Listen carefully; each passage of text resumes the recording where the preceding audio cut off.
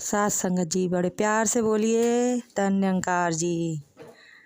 सास संगत जी विपत्ति में धैर्य रखना चाहिए। सास संगत जी विपत्ति में कभी घबराना नहीं चाहिए। सास संगत जी एक सूरज नाम का लड़का था, वो उसने बहुत अच्छी पढ़ाई की हुई थी और वो नौकरी की तलाश में भाग दौड़ कर रहा था। काफ़ी दिन हो गए उसे भाग दौड़ करते करते और वो थक हार कर 6 महीने मेहनत करने के बाद थक हार कर एक बरगद के पेड़ के नीचे मंदिर के सामने ठीक बैठ गया और वहीं बैठ कर के वो रोने लगा। बहुत परेशान होने लगा वो सास संगत जी।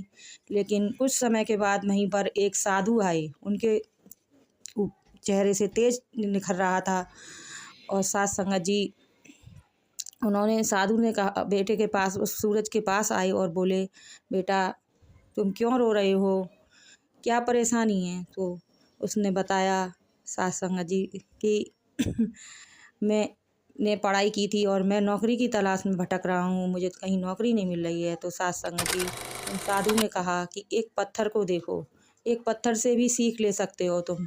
तो सास संगत जी वो अचंभित होकर के देखने लगा कि पत्थर से कैसे सीख ली जा सकती है। तो सास संगत जी उसने साधु ने बताया कि एक पत्थर देखो, ये पत्थर है, अगर सड़कों पे पड़ा रहता है तो ये टूट के बिखर भी सकता है और मंदिर में अगर इसकी मूर्ति बनाकर रख दिया जाए तो ये पूजनीय हो जाता है, इसको सारा संसार पूजने लगता है।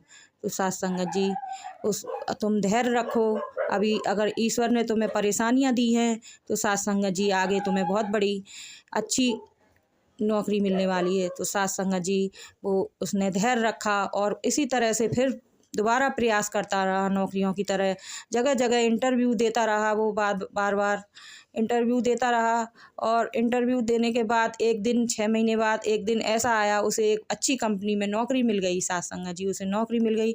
नौकरी करते करते उसे इतना अनुभव बढ़ गया कि उसी अनुभव से उसने एक अपनी कंपनी खोल ली। अब उसकी कंपनी इतनी चल गई कि उसे बाहर की कंपनियों को भी नौकरी देने लगा वो सास संगत जी। फिर उसे वही मंदिर और वही जगह याद आई जहाँ पर बैठकर वो रोया करता था। तो सास संगत जी वो वहाँ पर ही फिर पहुँच गया और वहाँ पर एक बच्चा उसी की तरह बैठा हुआ रो रहा था। तो उसने बच्चे को समझाया कि बेटा धैर्य रखो, विपत्ति में धैर्य रखना चाहिए और तुम्हें ईश्वर जरूर तुम्हारी सफलता करेगा। सास संगत जी प्यार से कहना धन्यंकार जी।